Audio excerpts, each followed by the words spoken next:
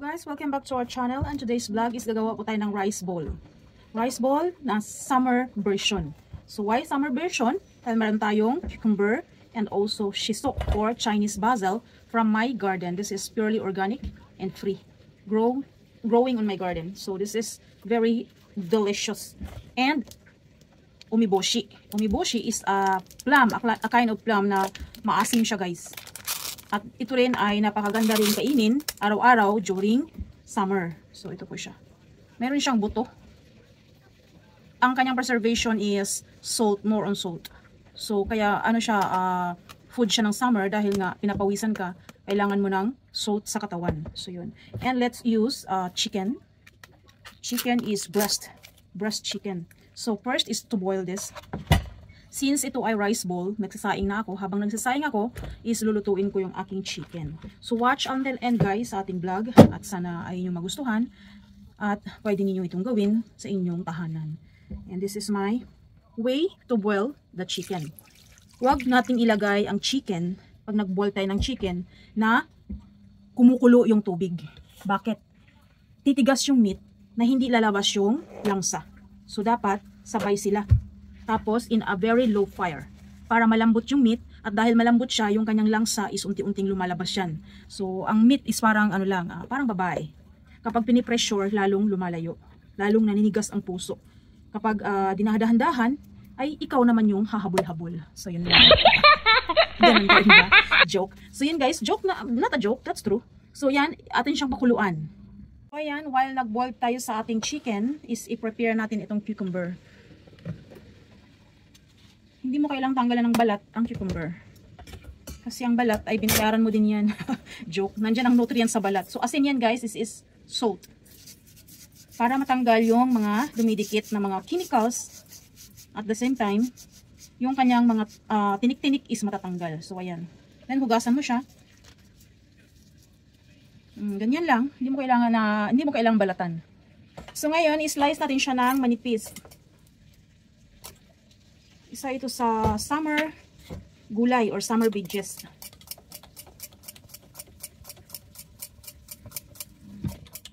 Ganito lang siya kanipis, guys.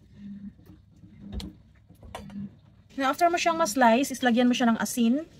Konti lang. Para siya ay mabawasan ang kanyang water. So, yun. Tapos, ilagay mo siya sa plastic. Set aside mo siya. Habang nag-prepare tayo ng ating mga other ingredients. Yan. Bahagyan mo siyang i-massage. Then, close it.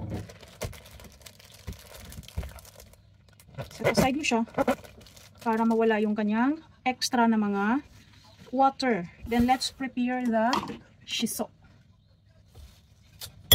Shiso from my garden.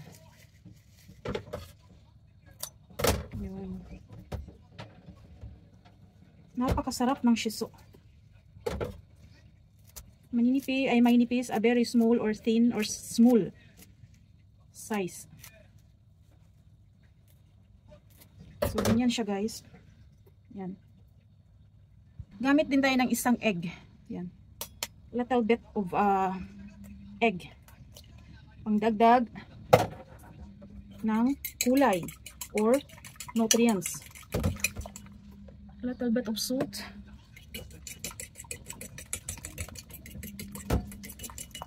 Yan, set aside natin siya. Prepare tayo ng umiboshi. Let's use almost 5 lang. 5. Pag malalaki, siguro 3. Kasi isang chicken lang ito gamitin natin. Ayan siya, guys, meron siyang buto. Meron siyang seeds. Hindi natin kailangan yung seeds. Yung ano lang, yung meat lang ang kailangan natin. Mayroong binibenta na seedless. Kaya lang medyo pricey. So ako na lang magtanggal. Yan. Tapos bahagyan natin siyang gupitin or durugin. Ganyan. Kasi pag sobrang maasim ay hindi rin maganda. So dapat balance lang yung kanyang taste. So yan, set aside. habang ating piniprepare ang ating chicken at inaantay na maluto yung ating rice. Watch until end. So yun guys, it's already boiled at palalamigin natin dahil mainit pa himayin. So while nagpapalamig, let's cook the egg. Let's cook the egg. Ay, Bisaya, gyud ni mo day. Bisaya pa more. Yan ang mahirap sa Bisaya kasi ang malambot pinapatigas, ang matigas pinapalambot. Bisaya dyan, taas kamay. So yan guys, lutuin natin ang ating itlog. Hindi natin siya ihalo na hilaw.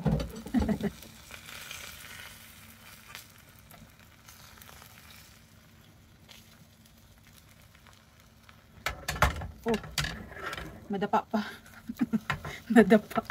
Nadapa yung kawali. So yan, lutuin natin yan.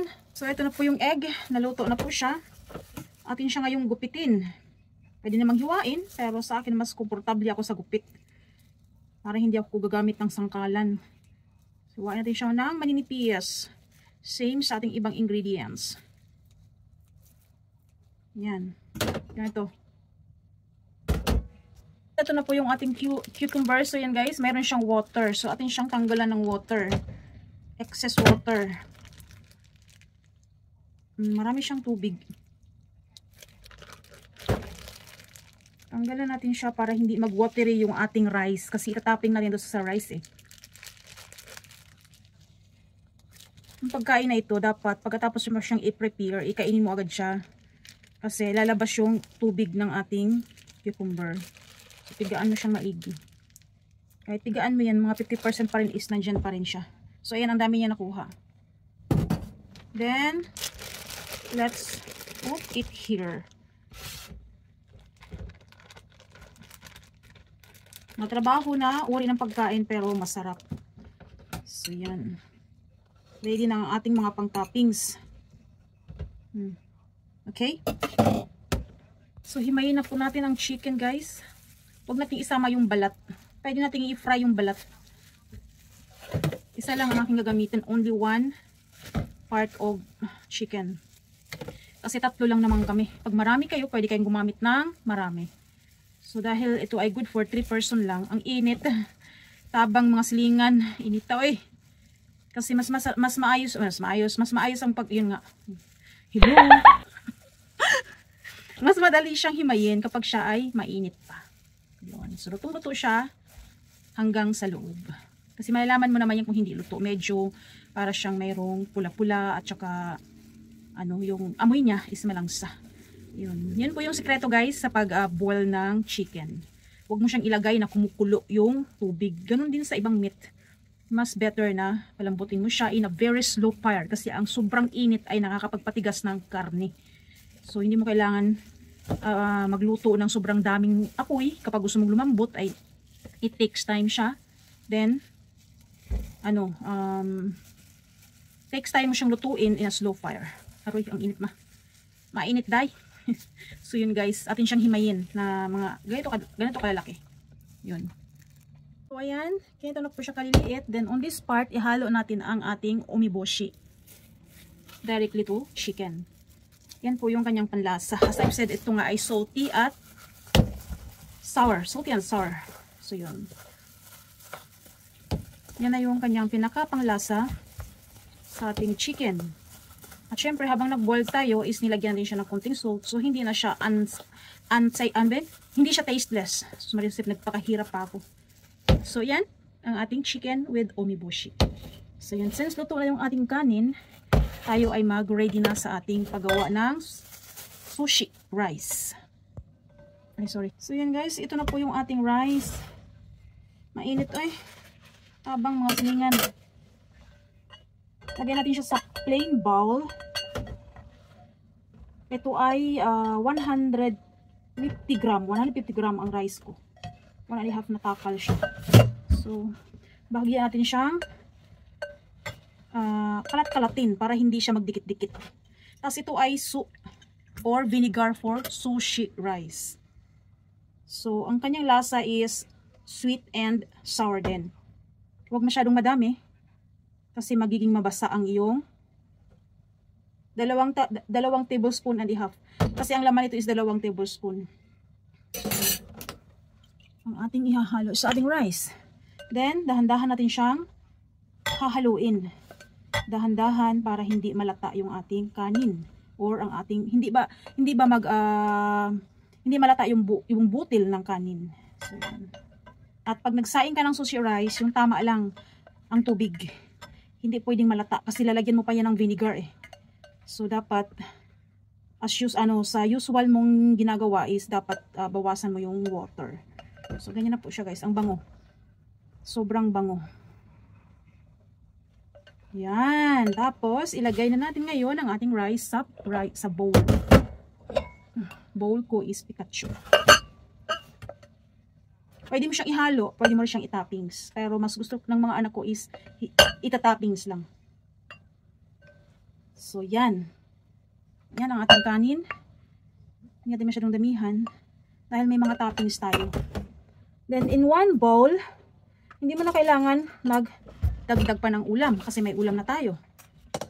So, on this part, malapit ko sa camera. This part is ilalagay natin ang ating chicken. Yan. Tapos, egg on this side. And cucumber on this side. Yan. So, in one bowl, kompleto na ang iyong hapunan. At sa gitna, ilagay ang shiso. Perfect. Perfect, Day. Done.